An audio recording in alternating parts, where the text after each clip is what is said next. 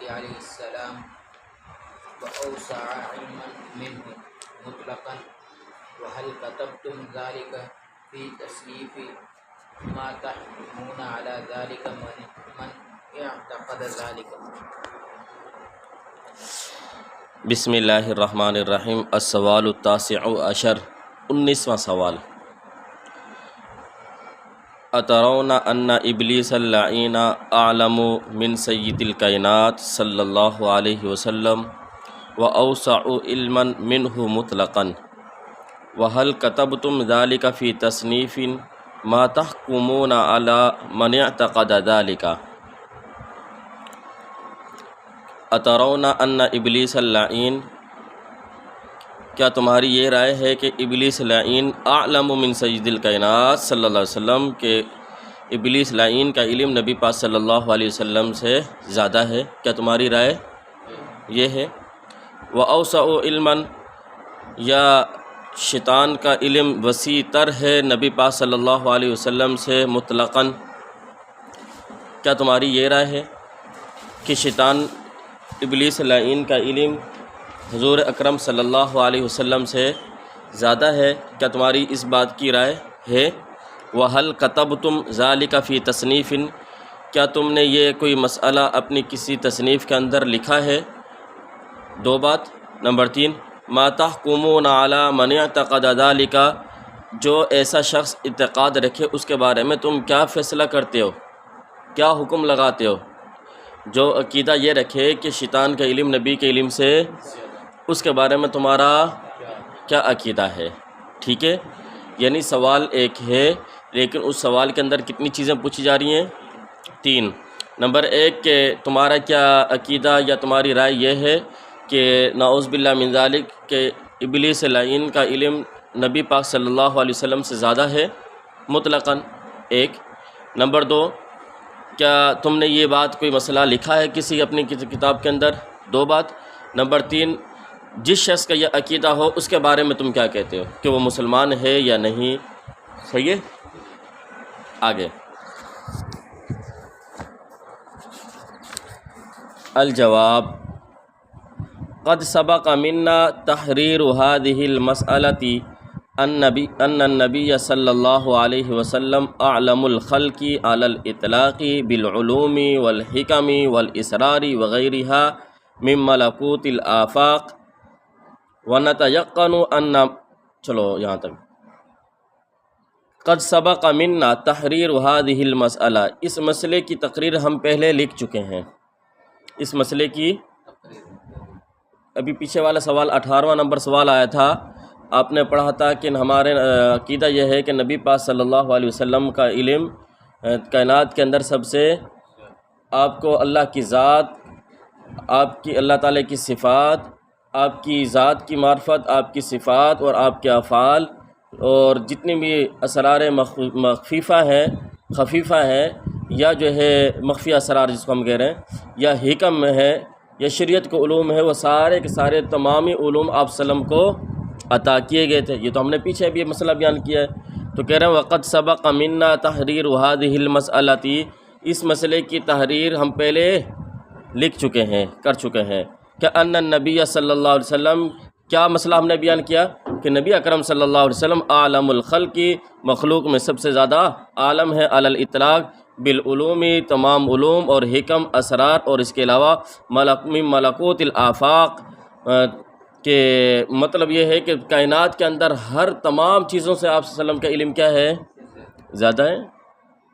وَنَتَيَقَّنُ، اور ہم یقیناً یہ بات کہتے ہیں کہ ان من قال، جو شخص یہ بات کہے ان فلانا اعلم من النبی صلی اللہ علیہ وسلم فقد کفر، ہم یقینی طور پر یہ بات کہہ رہے ہیں آپ کو کہ جو شخص یہ عقیدہ رکھے کہ ان فلانا اعلم، کہ فلاں شخص یا فلاں مخلوق کا علم نبی پاک صلی اللہ علیہ وسلم سے زیادہ ہے، فقد کفر، وہ شخص کیا ہے بھائی؟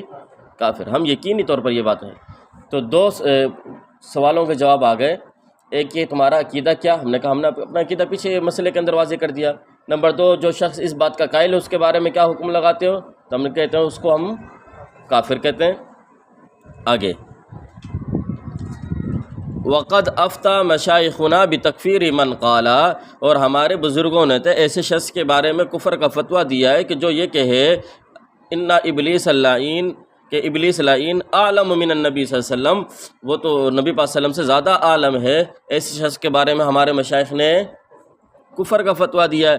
فَكَيْفَ يُمْكِنُ أَن تُوجَدَ هَذِهِ الْمَسْأَلَةُ فِي تَأْلِيفٍ، پھر کیسے ممکن ہو سکتا ہے کہ یہ مسئلہ ہمارے کسی تالیف کے یعنی من کتبنا، ہماری کسی کتابوں میں سے کسی کتاب کے اندر یہ مسئلہ لکھا جائے یا موجود ہو، یہ کیسے ممکن ہے؟ یہاں تک سمجھ میں آ گئی بھائی؟ 3 سوال تھے۔ نمبر 1، تمہارا کیا عقیدہ ہے کہ نبی پاک صلی اللہ علیہ وسلم سے بھی زیادہ کوئی اور علم والا ہے؟ نمبر 2، یعنی ابلیس لعین کے بارے میں خاص طور پر پوچھا گیا۔ نمبر 2، جو شخص اس طرح کا عقیدہ رکھے اس کے بارے میں تم کیا کہتے ہو؟ اور نمبر 3، اس مسئلے کو تم نے کسی اپنے کتاب کے اندر لکھا ہے؟ تو حضرت نے تینوں جواب دے دیے کہ ہمارے نزدیک نبی پاک صلی اللہ علیہ وسلم سے زیادہ کوئی عالم علی الاطلاق نہیں ہے، علی الاطلاق نہیں ہے۔ آپ کو تمام مخلوقات میں تمام چیزوں کا علم دیا گیا ہے جو شریعت کے، جو نبوت کے عین مزاج کے مطابق ہے۔ یہ بات ذہن میں رکھنا، کیونکہ آگے بات چل رہی ہے کہ جو شریعت کے علوم ہیں اور نبوت کی ذات کے لائق ہیں، وہ سارے کے سارے علوم، تمامی علوم آپ وسلم کو آپ کے برابر ان علوم میں کوئی نہیں ہے، ٹھیک ہے؟ ایک بات۔ نمبر 2، دوسری بات یہ ہے کہ جو شخص یہ کہے ان فلانا اعلم من النبی صلی اللہ علیہ وسلم، کہ فلاں کا علم نبی سے زیادہ ہے، جو اس طرح کا عقیدہ رکھے ہم اس کو کافر کہتے ہیں، اور کفر کے فتوے ہمارے بزرگوں نے اس آدمی کو پر لگائے ہوئے ہیں۔ نمبر 3، جب ہم کفر کا فتویٰ لگا رہے ہیں تو پھر ہماری کسی کتاب، ہماری کسی تالیف کے اندر یہ مسئلہ کیسے پایا جا سکتا ہے؟ اس کا مطلب یہ ہے کہ ہماری کسی کتاب کے اندر یہ مسئلہ نہیں ہے، ٹھیک ہے بھائی؟ اچھا، یہاں تک تو یہ بات ہو گئی۔ اسی طریقے سے آخر دیکھ لو، بالکل ایک دم بالکل آخری،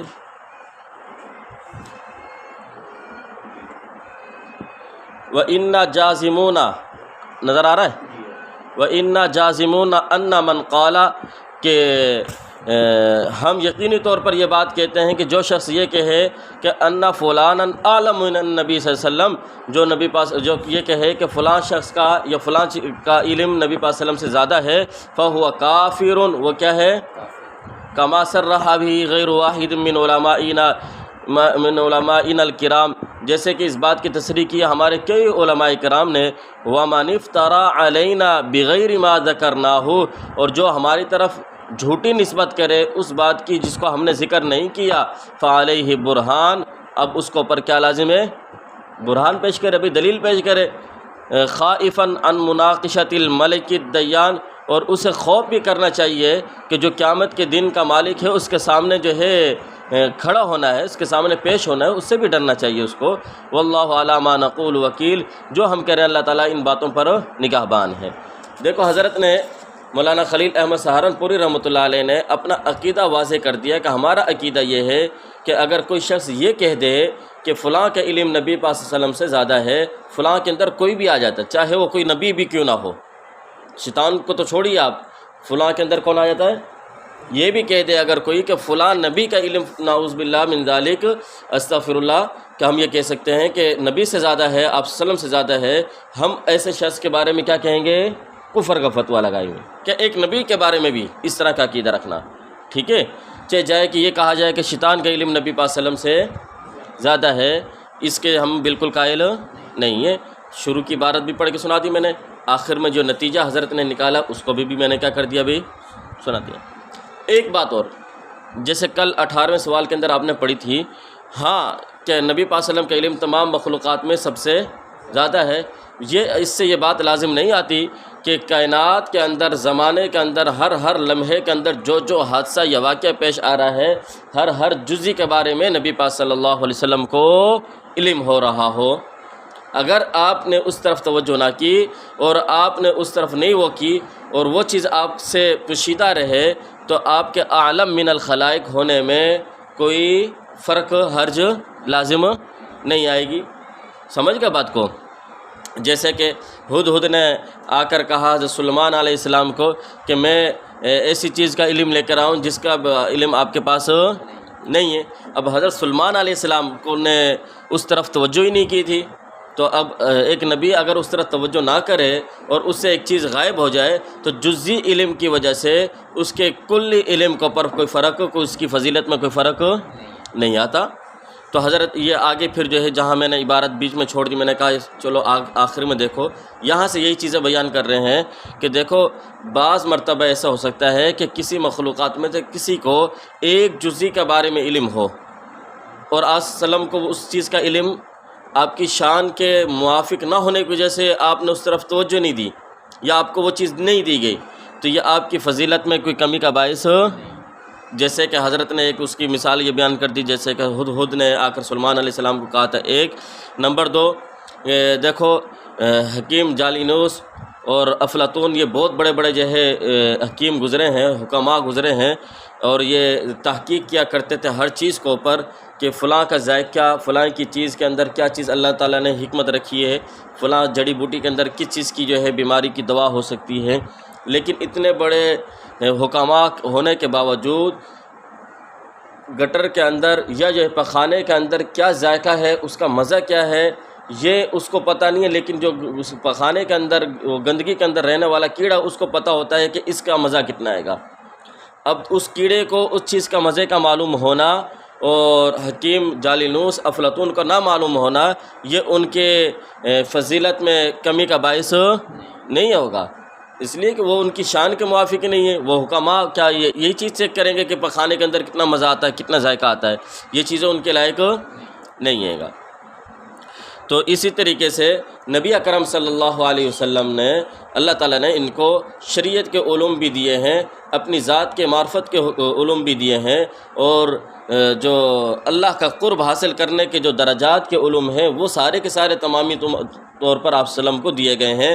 اب گندے علوم جو شیطانی علوم ہوتے ہیں، جس میں شیطان نے کس طریقے سے انسان کو اغوا کرنا ہے، اس کو بہکانا ہے اور اس کو شریعت سے دور کرنا ہے اور اس کو جو ہے ورغلانا ہے، اللہ کا نافرمان اس نے بنانا ہے، یہ جو علوم ہے، جو طریقے ہیں، یہ جو مکاریاں ہیں جو شیطان کو حاصل ہیں، ہم یہ کہتے ہیں کہ یہ نبی پاک صلی اللہ علیہ وسلم کی شان کے موافق نہیں ہے، یہ آپ کی شان کے موافق۔ اس لیے اگر ان چیزوں کا شیطانی علوم آپ صلی اللہ علیہ وسلم کو نہ دیے گئے ہوں تو یہ آپ کی فضیلت کے اندر کوئی کمی نہیں آئے گی۔ کیا ہمارا یہ عقیدہ ہے کہ آپ صلی اللہ علیہ وسلم کو شیطانی علوم عطا نہیں ہوئے، جبکہ ہمارا جو مخالف ہے، فریق مخالف، وہ اس چیز کا زور لگاتا ہے، وہ کہتا ہے کہ شیطانی علوم بھی نبی پاک صلی اللہ علیہ وسلم کو دیے گئے ہیں، شیطانی علوم بھی نبی پاک صلی اللہ علیہ وسلم کو دیے گئے ہیں۔ اب یہ کیا وجہ ہے کہ میرے خیال میں تو اتنی تعریف یہ لوگ شیطان کی جتنی کرتے ہیں نبی پاک صلی اللہ علیہ وسلم کی نہیں کرتے۔ یہ اتنے گستاخ ہیں کہ شیطان کی صفات یہ ثابت کرنے کی کوشش کرتے ہیں نبی پاک صلی اللہ علیہ وسلم کے اندر، نعوذ باللہ من ذالک۔ یہ بالکل بہت ہی زیادہ یعنی جری ہونا اس بات پر کہ شیطانی صفات کس پر ثابت کرنا، نبی پاک صلی اللہ علیہ وسلم کے اندر، یہ بہت بڑی گستاخی ہے اور بہت بڑا جو ہے دیدہ دلیری ہے جس کو ہم کہہ سکتے ہیں کہ ایسی یعنی باتیں یہ کر رہے ہیں کہ شیطانی، حتیٰ کہ انہوں نے یہ بات تک لکھی، یہ سب سارے حوالے موجود ہیں کہ شیطان اپنے لیے جھوٹ کو پسند نہیں کرتا، شیطان اپنے لیے، یعنی مطلب یہ کہ شیطان جھوٹ نہیں بولتا، دوسروں سے جھوٹ بلواتا ہے لیکن شیطان جھوٹ۔ اب یہ ایسی بات ہے جو قرآن کے خلاف ہے، لیکن شیطان کے لیے ثابت کرنے، شیطان کو اچھا ثابت کرنا ہے نا انہوں نے۔ شیطان بہت اچھا آدمی ہے، بہت یعنی اچھا وہ مخلوق میں سے وہ ہے کہ کیا لکھا انہوں نے، شیطان اپنے لیے جھوٹ کو پسند نہیں کرتا، شیطان اپنے لیے جھوٹ کو پسند نہیں کرتا۔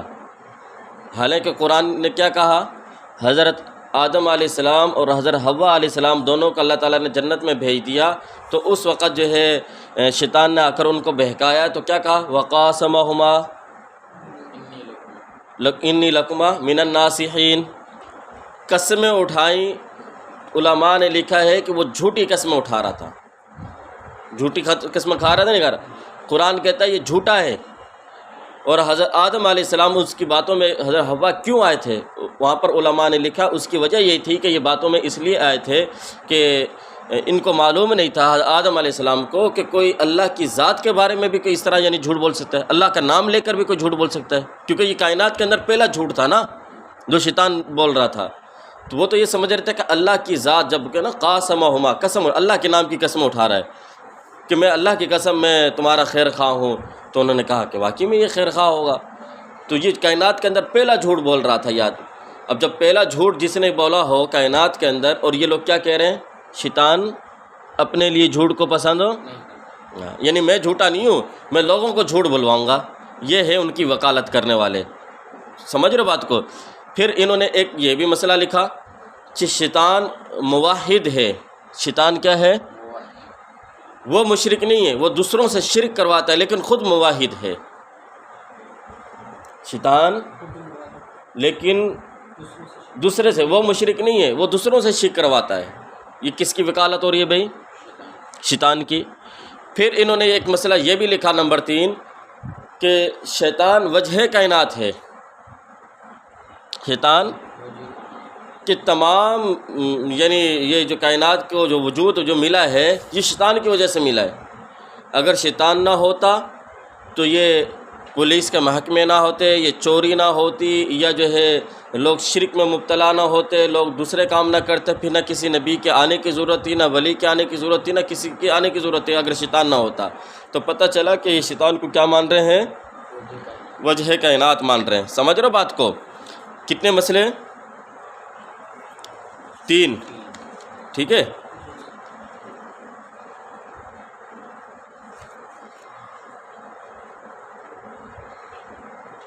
اچھا، انہوں نے پھر ایک اور بات لکھی کہ نبوت اگر اعمال پر ملتی، نبوت اگر اعمال پر ملتی تو شیطان کو نبوت مل جاتی۔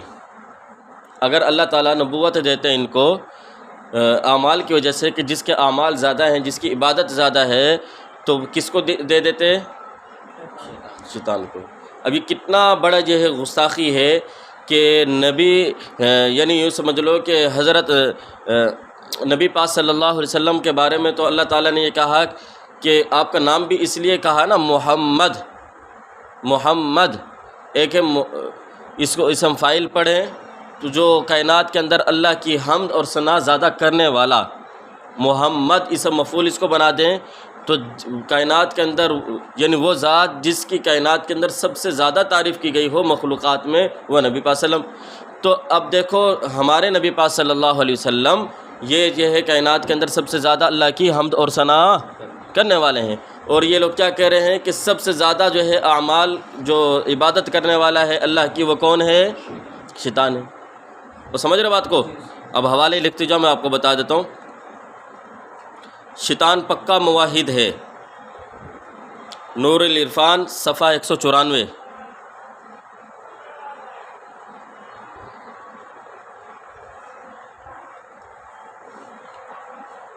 شیطان خود مشرک نہیں، شرک کرواتا ہے۔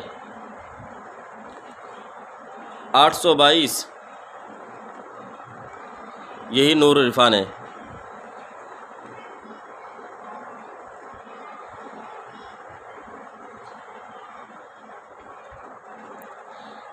اگر نبوت اعمال پر ملتی تو شیطان کو ملتی۔ تفسیر نعیمی جلد اول صفحہ 312۔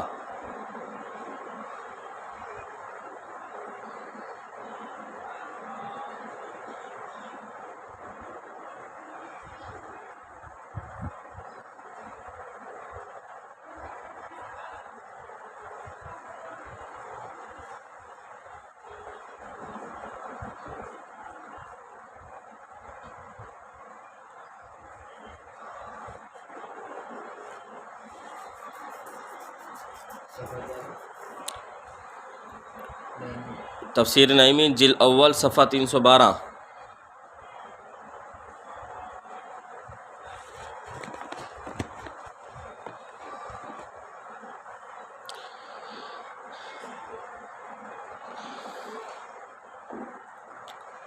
شیطان وجہ کائنات ہے۔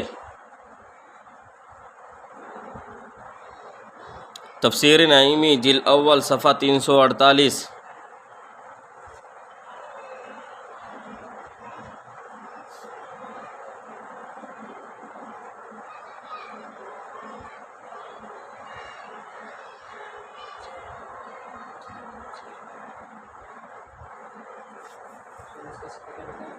348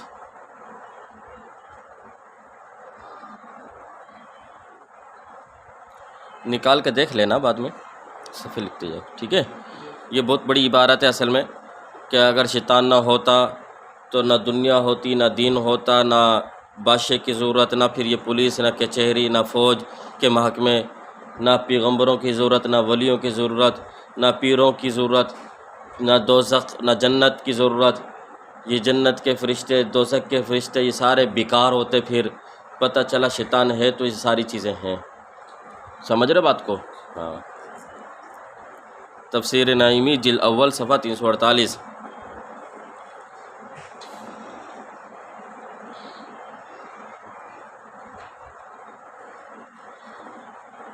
مولانا خلیل احمد سہارنپوری رحمۃ اللہ، میری طرف دیکھو، مولانا خلیل احمد سہارنپوری رحمۃ اللہ علیہ نے اپنا عقیدہ جو ان کے اوپر الزام لگایا جا رہا ہے وہ تو اپنی کتاب کے اندر المحنت علی المفند کے اندر واضح کر دیا کہ میرا عقیدہ اور میرے اکابر کا عقیدہ یہ ہے، ہمارے مشائخ کا عقیدہ یہ ہے کہ نبی پاک صلی اللہ علیہ وسلم سے کائنات کے اندر کوئی بھی زیادہ علوم والا نہیں ہے، اور اگر کوئی کہہ دے کہ نبی سے زیادہ فلاں کا علم ہے، ہم اس کو کافر سمجھتے ہیں۔ ہمارے مشائخ نے اس کو پر کفر کے فتوے لگائے ہوئے ہیں۔ اب دیکھو کہ انہوں نے کیا لکھا ہے، یہ الزام یعنی الٹا چور کوتوال کو ڈانٹے، یہ وہ والی بات ہے، ہمارے اوپر الزام لگائے انہوں نے۔ اب بات کیا ہے، دیکھو انہوں نے لکھا، رب نے شیطان کو، تفسیر نور العرفان صفحہ نمبر 751، اس میں لکھا انہوں نے، رب نے شیطان کو اتنا وسیع علم اور قدرت بخشی کہ وہ بہکانے کے طریقے جانتا ہے۔ رب نے شیطان کو بھی علم غیب دیا۔ نتیجہ نکال رہا ہے یہ، رب نے شیطان کو اتنا وسیع علم اور قدرت بخشی، رب نے شیطان کو اتنا وسیع علم اور قدرت بخشی ہے کہ وہ بہکانے کے طریقے جانتا ہے۔ پتہ چلا شیطان کو کیا ہے، علم غیب ہے۔ پتہ چلا شیطان کو کیا ہے، علم غیب ہے۔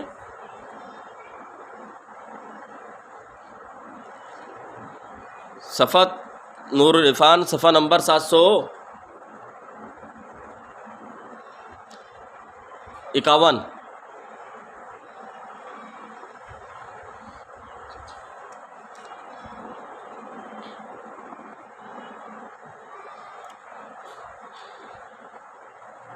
یہ کوئی چھوٹا بندہ نہیں ہے، حکیم الامت ہے اس مسلک کا،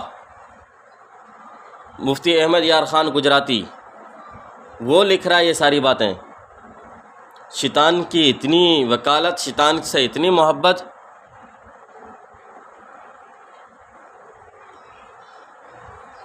اصل میں ان کا یہ پیر ہے، ان کا استاد اور پیر شیطان ہے۔ احمد رضا نے براہ راست اسی سے پڑھا ہوا ہے، اس لیے وہ کسی مدرسے میں پڑھنے کے لیے نہیں گیا تھا، کیونکہ مان رہا ہے نا شیطان کے پاس اتنا علوم ہے، تو پھر جب اتنا علوم سارا وہیں سے مل جاتا تو مدرسے میں جانے کی اس کو کیا ضرورت تھی؟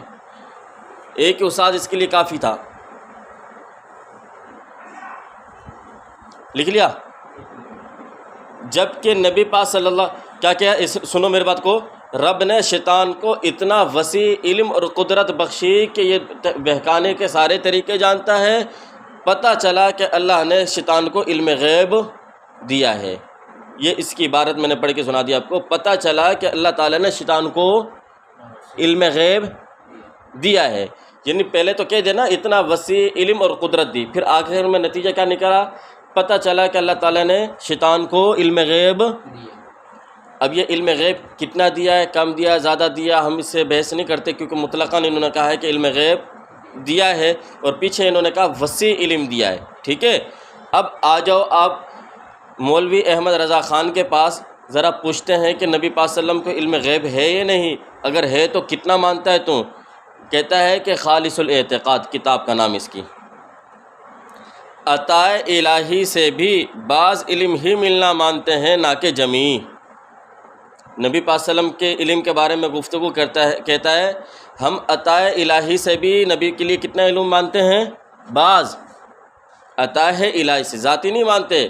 یہ کہہ رہا ہے کہ ہم نبی پاک صلی اللہ علیہ وسلم کے لیے ذاتی علم، بلکہ اللہ کی عطا سے مانتے ہیں لیکن وہ بھی بعض، نہ کہ جمی۔ اور بات سمجھ میں آ رہی ہے؟ خالص الاعتقاد صفحہ نمبر 83، مولوی احمد رضا خان۔ عطا الہی سے بھی ہم بعض علم مانتے ہیں، جمی علم مانتے نہیں ہیں۔ اب میرے کو بتاؤ، پیچھے والی عبارت آپ نے ابھی لکھی نور العرفان کی کہ اللہ تعالیٰ نے شیطان کو وسیع علم عطا کیا اور وسیع قدرت دی ہے، پتہ چلا کہ شیطان کو علم غیب ہے، مطلقاً انہوں نے لکھی ہے علم غیب ہے مطلب کلی ہے۔ سمجھ رہے ہو بات کو؟ اس میں جز اور بعض کی بات ہو۔ اور جب نبی کے علم کے بارے میں گفتگو کرتا ہے تو کیا کہتا ہے کہ ہم عطا الہی سے بھی حضور کے لیے کتنا علم مانتے ہیں؟ بعض۔ کتنا مانتے ہیں؟ بعض، نہ کہ جمی، نہ کہ یہ اس کے الفاظ ہیں، میں نے الفاظ کے اندر کوئی آگے پیچھے نہیں لفظ نہیں وہ کیے۔ ہم عطا الہی سے بھی حضور کے لیے کتنا علم مانتے ہیں؟ بعض، نہ کہ جمی۔ اب دیکھو کس نے نبی کے علم سے زیادہ شیطان کا علم مانا ہے؟ اور سمجھ رہے بات کو؟ الزام کس کے اوپر تھا؟ ہمارے اوپر۔ لیکن ثابت کیا ہوا؟ خود ان کا عقیدے، گندے عقیدے یہ ثابت ہو رہے ہیں۔ یہی وجہ ہے کہ یہ علوم میں شیطان کو زیادہ مانتے ہیں، تو پھر اسی وجہ سے نبی پاک صلی اللہ علیہ وسلم کو شیطان پر قیاس کرتے ہیں یہ لوگ۔ بھئی ایک مخلوق کے اندر علم کم ہو اور حضور کا علم زیادہ ہو، تو آپ کی عقل یہ تسلیم کرتی ہے کہ حضور کو اب کسی اور مخلوق پر قیاس کرے گا؟ نہیں۔ سمجھ رہے ہو بات کو؟ بھئی کسی کا تم علم زیادہ مان رہے ہو، اس کا وصف زیادہ مان رہے ہو، تبھی تو تم شیطان کے اوپر نبی پاک صلی اللہ علیہ وسلم کو نعوذ باللہ قیاس کر رہے ہو نا۔ قیاس تو اسی وقت کرو گے کہ جب تم کہو کہ یار اس کے اندر یہ چیزیں ہیں، نبی کے اندر نہیں ہیں یہ چیزیں، ہم پھر قیاس کر رہے ہیں نبی کو اس کے اوپر۔ سمجھ رہے ہو بات کو؟ اب بتاؤ کہ شیطان سے زیادہ اوسع من العلم کس کا معنی انہوں نے؟ شیطان کا معنی نا، کہ نبی پاک صلی اللہ علیہ وسلم سے زیادہ علم والا کس کو مانا؟ کس نے مانا؟ بریلویوں نے مانا ہے، ان کے حکیم الامت نے مانا ہے، ان کے احمد رضا نے مانا ہے، اور یہ ہمارے اوپر الزام لگاتے چلے آ رہے ہیں کہ تم لوگ کو یہ کہتے ہو کہ شیطان کا علم نبی کے علم سے زیادہ ہے۔ یہ سراسر بہتان ہے، افطرا ہے۔ اب جو یہ بات کہے فعلیہ البرہان، اس کو پر ہے کہ وہ دلیل پیش کرے۔ ہم نے کہاں ایسی بات کہی ہے؟ سمجھ رہے بات کو؟ اور جو ہے قیامت کے دن اللہ کے سامنے کھڑے ہونے سے، جواب دینے سے بھی اس کو ڈرنا چاہیے۔ ایک دن مر کر پیش تو ہونا ہے نا، تو پتہ چل جائے گا اس وقت۔ یہ مولانا خلیل احمد سہارنپوری رحمۃ اللہ علیہ نے اپنا جواب دے دیا کس کے اندر؟ عقیدے کی براہینیں نہیں، المحنت علی المفند، جو ہم عقیدے جس میں ہم نے اپنے ظاہر کیے ہیں کہ ہمارے علماء دیوبند کے عقائد اور نظریات کیا ہیں، وہ ہماری اس کتاب کے اندر المحنت علی المفند کے اندر موجود ہیں۔ اور جس کو لکھنے والے مولانا خلیل سہارنپوری رحمۃ اللہ علیہ وہ خود کہہ رہے ہیں میرا عقیدہ یہ ہے کہ نبی پاک صلی اللہ علیہ وسلم سے زیادہ علم والا کوئی نہیں ہے۔ سمجھ گئے بات کو؟ اور میں نے یہ بتا دیا کہ یہ لوگ کس کے لیے زیادہ علم مانتے ہیں؟ نبی پاک صلی اللہ علیہ وسلم سے۔ اور یہ پھر کیوں قیاس کرتے ہیں نبی پاک صلی اللہ علیہ وسلم کو؟ اس لیے قیاس کرتے ہیں کہ نبی کے اندر وہ صفات نہیں تھیں، شیطان کے اندر انہوں نے مانی تھیں۔ شیطان کو انہوں نے کہا یہ جھوٹ کو اپنے لیے پسند نہیں کرتا، شیطان کے لیے انہوں نے کہا یہ پکا موحد ہے، شیطان کے بارے میں انہوں نے کہا کہ شیطان کو اتنا وسیع علم اللہ نے عطا کیا ہے، پتہ چلتا ہے کہ پھر وہ ثابت کرتا ہے نا ساری چیزیں، آخر میں نتیجہ نکالتا ہے، پتہ چلا کہ شیطان کو علم غیب ہے۔ پھر انہوں نے کہا شیطان وجہ کائنات ہے۔ یہ ساری چیزیں تو یہ شیطان کے لیے وہ کر رہے ہیں، ساری وکالت شیطان کے لیے کر رہے ہیں۔ جب اتنی چیزیں شیطان کے لیے ثابت کیں تو اب ان کی دیدہ دلیری دیکھیے کہ نبی پاک صلی اللہ علیہ وسلم کو شیطان کو پر قیاس کر دیا۔ نبی پاک صلی اللہ علیہ وسلم کو کس پر قیاس کیا؟ شیطان کو پر قیاس کیا ہے۔ سمجھ رہے بات کو؟ اب ہم آ جاتے ہیں کہ یہ اصل میں اعتراض کہاں سے ہوتا ہے اور کس عبارت پر ہوتا ہے، اس کو ذرا ہم پڑھ لیتے ہیں۔ ٹھیک ہے بھائی، یہاں تک بات سمجھ میں آئی؟ جی اچھا، یہ ہے انوار ساتیہ، یہ ہے آپ کے سامنے انوار ساتیہ۔ مولوی، اب اس کا پورا نام ہے انوار ساتیہ در مولود و فاتحہ، در مولود در بیان مولود و فاتحہ، انوار ساتیہ در بیان مولود و فاتحہ۔ مولوی عبدالسمیع رامپوری نے یہ کتاب لکھی ایک فتوے کے جواب میں۔ فتویٰ یہ چھپا تھا کہ کسی سائل نے سوال کیا کہ آج کل مروج طریقے سے جو عام طور پر یہ جو میلاد ہوتی ہے جس کے اندر لائٹنگ لگائی جاتی ہے اور دریاں بچھائی جا رہی ہیں، اتنا خرچہ وغیرہ ہوتا ہے، پھر اس کے اندر جو ہے نوجوان لڑکے جو امرد ہوتے ہیں، ٹھیک ہے، جن کو دیکھ کر شہوت آتی ہے، وہ خوبصورت آوازوں کے اندر آ کر جو ہے نعتیں پڑھتے ہیں، ٹھیک ہے، تو پھر اس مجلس کے اندر فاسق علماء بھی ہوتے ہیں، فاسق قسم کے لوگ بھی ہوتے ہیں سارے، اور پھر وہ جو لوگ آتے ہیں وہ کپڑے بھی بڑے عجیب قسم کے پہنے ہوئے ہوتے ہیں، اور پھر خاص طور پر کپڑے جو ہے انہی ہی دنوں کے لیے سلوائے جاتے ہیں۔ یہ ساری چیزیں جو ایک اہتمام کے ساتھ پھر جو ہے میلاد ختم ہونے کے بعد جو ہے وہ مٹھائی تقسیم کی جاتی ہے، یہ بھی یعنی ایک لازمی جز سمجھا جاتا ہے کہ مٹھائی بھی دینی ہے لازمی۔ اور اسی طریقے سے جب میلاد ہو رہی ہوتی ہے، جب سلام پڑھا جا رہا تو اس وقت لوگ کھڑے ہو جاتے ہیں، تو اس وقت ان کا عقیدہ اور نظریہ یہی ہوتا ہے کہ اب نبی پاک صلی اللہ علیہ وسلم کی روح مبارک یہاں پر متوجہ ہو چکی ہے، آ چکی ہے، ہم اس لیے کھڑے ہو رہے ہیں۔ تو یہ ساری چیزیں جو کی جاتی ہیں شرعاً یہ جائز ہے یا نہیں، جو مروج طریقے سے آج ہمارے معاشرے میں پھیل چکی ہیں، یہ چیز جائز ہے یا نہیں، ایک سوال یہ تھا۔ نمبر دو، یہ جمعرات کے دن جو خاص طور پر یہ فاتحہ کی جاتی ہے، کھانے کو سامنے رکھ کر کچھ پڑھا جاتا ہے، یہ جمعرات کے دن جو خاص، اور یہ عقیدہ کہ جمعرات کے دن روحیں آتی ہیں، وہ دیکھتی ہیں وہ کون کون جو ہے یہاں پر ہے یا نہیں، سمجھ رہے بات کو، یہ روحیں جاتی ہیں واپس، پھر وہ جو ابھی جو فوت ہو گیا تھا ان سے جا کر ملاقات ہوتی ہے، ان سے پوچھتے ہیں ایک دوسرے سے، تو ابھی فلاں جگہ سے آئی ہے، بتا کون کون زندہ ہے، کون مر گیا، گھر کے حالات کیسے ہیں، وغیرہ وغیرہ، یہ ساری باتیں۔ اور اسی طریقے سے تیجا، 40واں، 10واں، یہ جو رسمیں ہیں یہ شرعاً جائز ہے یا نہیں۔ سوال کرنے والے نے کتنی چیزیں پوچھی تھیں، ایک میلاد کے بارے میں پوچھا، نمبر دو تیجا، 40واں اور یہ فاتحہ کے بارے میں، ان کے کھانے کے بارے میں پوچھا کہ یہ شرعاً ان کی کیا وہ ہے حقیقت کہ جائز ہیں یا نہیں۔ تو اس وقت جو ہے یہ ایک فتویٰ آیا، تو فتوے کے اوپر جو ہے دستخط یعنی کسی نے جواب لکھا، تو 3 غیر مقلدین تھے بقول ان لوگوں کے، انہوں نے اس کے اوپر کیا کر دیے، دستخط کر کے دیے اور جواب دیا تھا فتوے کے اوپر، کس نے، غیر مقلدین نے، کہ یہ جو میلاد کی جو صورت آج کل بن چکی ہے یہ درست نہیں ہے، اور یہ فاتحہ وغیرہ جو ہے یہ بھی جو ہے ثابت قرون ثلاثہ سے بھی یہ چیزیں ثابت نہیں ہیں، صحابہ نے بھی اس طرح نہیں کی، تابعین نے بھی نہیں کی۔ جب شریعت سے ایک چیز ثابت نہیں ہے تو یہ کیا ہوں گی، بدعات۔ سمجھ گئے بات کو؟ یہ بات کی کس میں، فتوے کے اندر، غیر مقلدین نے فتویٰ کا جواب دیا اور نیچے ان کے 3 عالم کے دستخط ہوئے۔ یہی فتویٰ دارالعلوم دیوبند کے اندر بھی آیا کہ آپ دیکھیں یہ فتویٰ کیا درست ہے یا نہیں، یا آپ اس کی تائید کر سکتے ہیں کہ اس فتوے کی۔ تو مولانا یعقوب نانوتوی رحمۃ اللہ علیہ دیوبند کے جو محتمم تھے انہوں نے بھی جواب دیا اس کا کہ یہ بالکل ٹھیک ہے، اور یہ آج کل کا جو مروج طریقہ ہے فاتحہ وغیرہ کا یہ اس کا ثبوت نہیں ہے۔ مولانا رشید احمد گنگوئی رحمۃ اللہ علیہ نے بھی اس کے اوپر دستخط کیے اور ساتھ میں عبارت لکھی کہ یہ جو آج کل جو ہے میلاد کا طریقہ ہے، 12 ربیع الاول کے دن جو ہے میلاد کی جاتی ہے اور پھر لوگ کھڑے ہو جاتے ہیں اور پھر وہ پورا ایک واقعہ بیان کیا جاتا ہے، یہ سارا یہ ایسا ہے جیسے کہ ہمارے ہاں ہندو لوگ جو ہے وہ ان کی جو خاص جو مورتی کو بناتے ہیں اس کا جنم دن یہ لوگ ایک دن مناتے ہیں، تو یہ بالکل اس کے مشابہ ہے۔ وہ بھی سال میں 1 مرتبہ کرتے ہیں، یہ بھی سال میں 12 ربیع الاول، وہ بھی اس کے واقعات بیان کرتے ہیں، کس طرح پیدا ہوا، کیا ہوا کیا ہوا۔ یہاں پر بھی ایسے ہی ہو رہا ہے، گویا کہ یہ جو ہے کنہا جو ہندوؤں کی کوئی خاص وہ ہے اس کے جنم دن کی طرح یہ بھی بالکل اسی طریقے سے کیا جا رہا ہے۔ سمجھ رہے بات کو؟ جو رسمیں وہاں کی جاتی ہیں یہاں پر بھی وہی رسمیں کی جاتی ہیں، لہٰذا یہ درست عمل نہیں ہے۔ مولانا رشید احمد گنگوئی رحمۃ اللہ علیہ نے بھی اس فتوے کے اوپر کیا لکھا، جواب لکھا۔ ظاہر سی بات ہے جب وہ لکھنے کے لیے آئے نا، بھائی آپ تائید کرتے ہو اس مسئلے کی، وہ ایک فتویٰ تھا، تو حضرت نے اس کے اوپر اپنے چند جملے بھی لکھے اور ساتھ میں دستخط بھی کرتی ہے، میں تائید کرتا ہوں بالکل اس طریقے سے۔ پھر جو ہے مولانا مفتی محمود حسن صاحب رحمۃ اللہ علیہ، ان سے بھی جو ہے دارالعلوم دیوبند کے، تو ان سے بھی جو ہے پوچھا گیا تو انہوں نے بھی یہی کہا کہ یہ درست نہیں ہے جو آج کل جو طریقہ رواج پہنچ چکا ہے یہ۔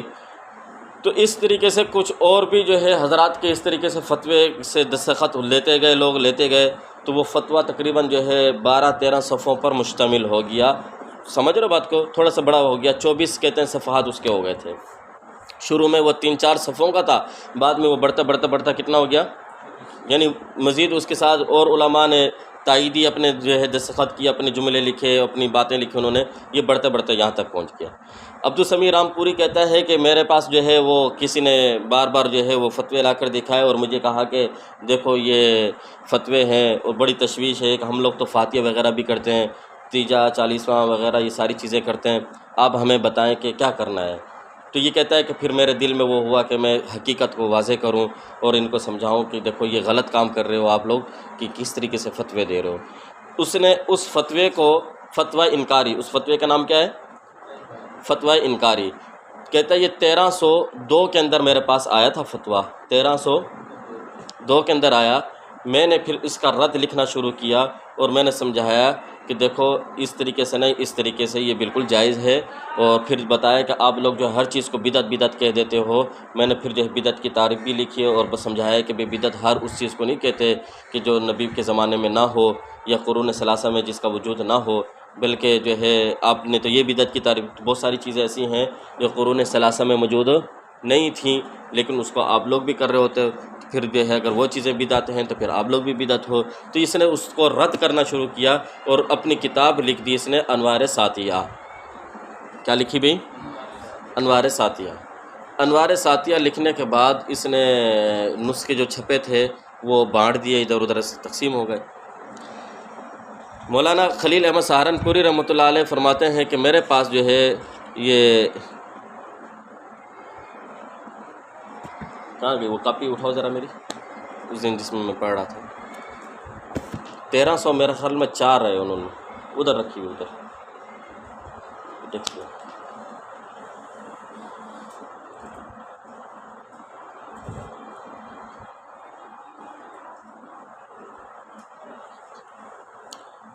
میں ایک چیز اس لیے بتا رہا ہوں تاکہ آپ لوگوں نے اگر مطالعہ نہ بھی کیا ہو نا تو آپ کے ذہن میں ایک چیز بیٹھ جائے کہ کیا ہے حقیقت، کیا ہے کیا نہیں ہے۔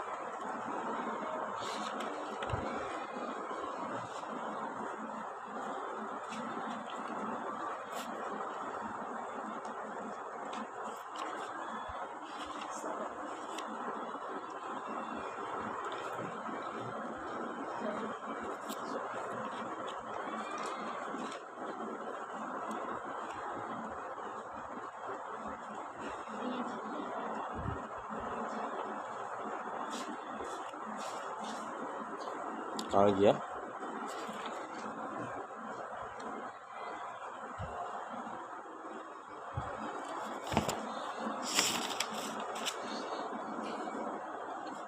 ہاں،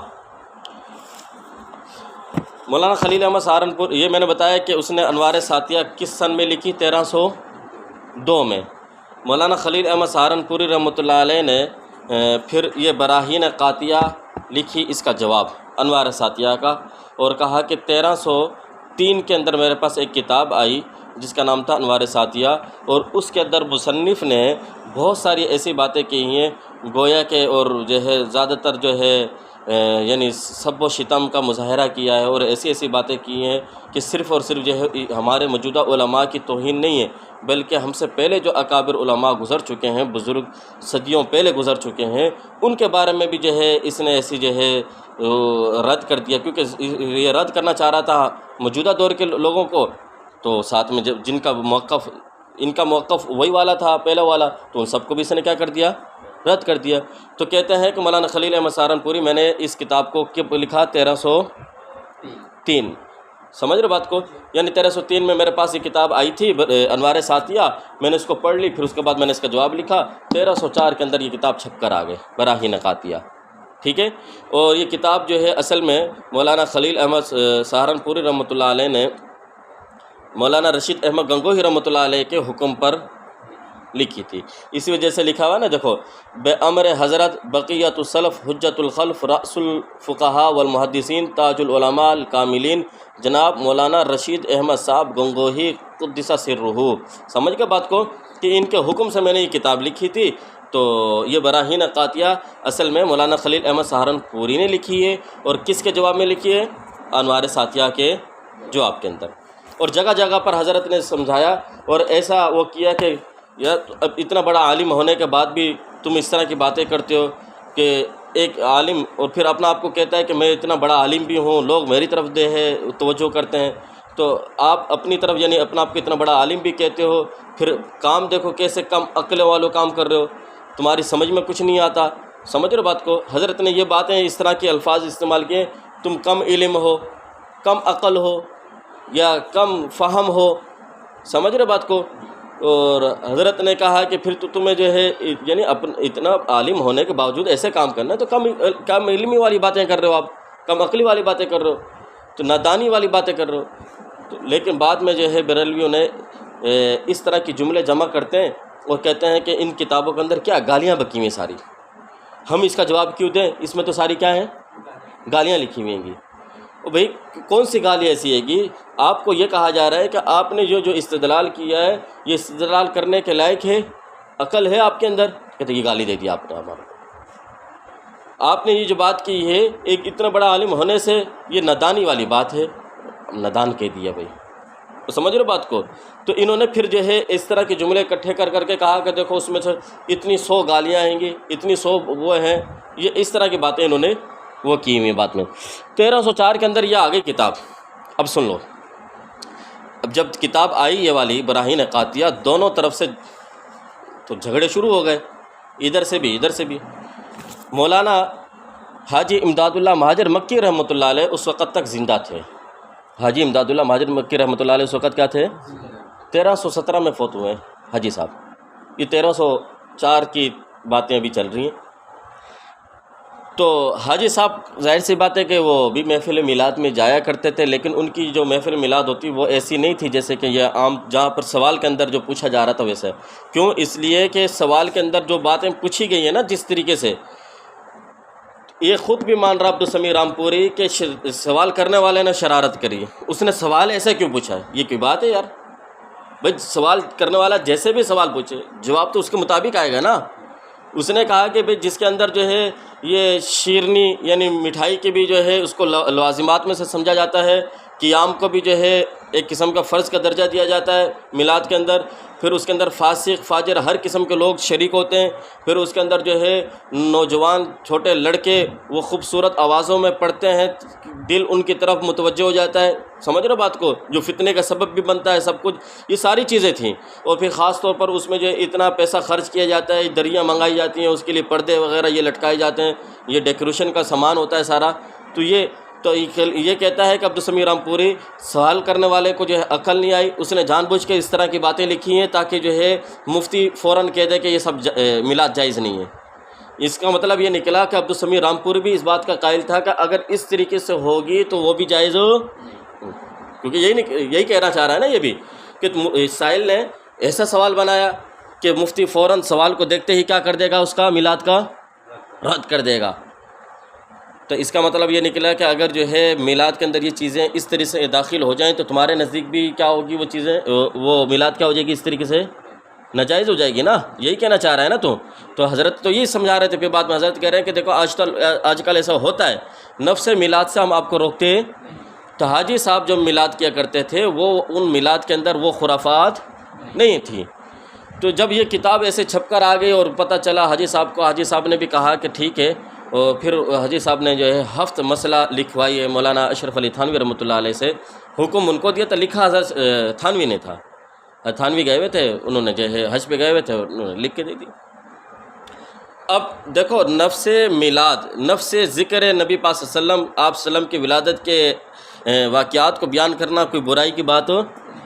اب نظر تو اسی طرف تھی، حاجی صاحب کی بھی نظر اسی بات کی طرف تھی کہ بھئی یہ جو ہے اس طریقے سے تو کوئی ناجائز والی بات تو نہیں ہے.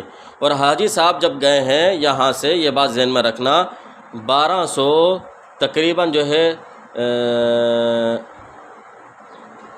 74 کے اندر ہندوستان چھوڑ چکے تھے. میں ایک اندازہ بتا رہا ہوں، 73-74 یعنی 1273-74 کے اندر ہندوستان کو چھوڑ کر چلے گئے تھے، ہجرت کر کے چلے گئے تھے. وہ 1856-57 کی جو جنگ ہے نا، اس میں جو ہے حاجی صاحب پیش تھے. تو جب انگریز نے کہا کہ پکڑو جو تھے، تو حاجی صاحب نے یہاں سے روپوشی اختیار کر لی تھی، مکے چلے گئے تھے. سمجھ گئے؟ یہ تھا تقریباً 1272 یعنی 73 کا سن ہے، 1857 1273 بنتا ہے.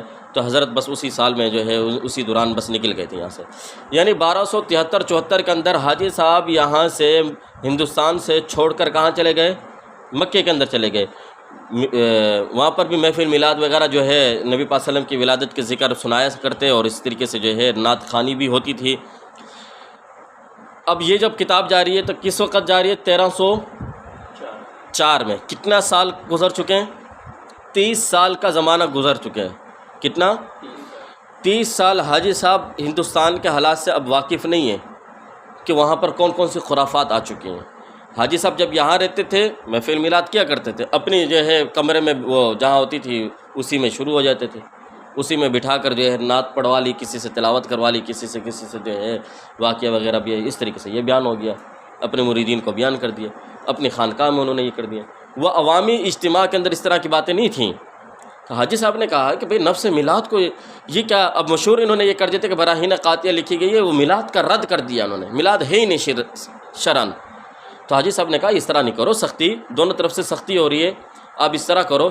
پھر حاجی صاحب نے کہا اس کو کہ تو نے بھی جو انداز اختیار کیا ہے نا گالیوں والا، کہ تو نے بھی جو ہے سلف کو جو ہے برا بلا کہہ دیا اور ان کو کہا کہ یہ جو ہے ایسے ہیں ایسے ہیں، تو یہ انداز ٹھیک نہیں ہے تیرا بھی.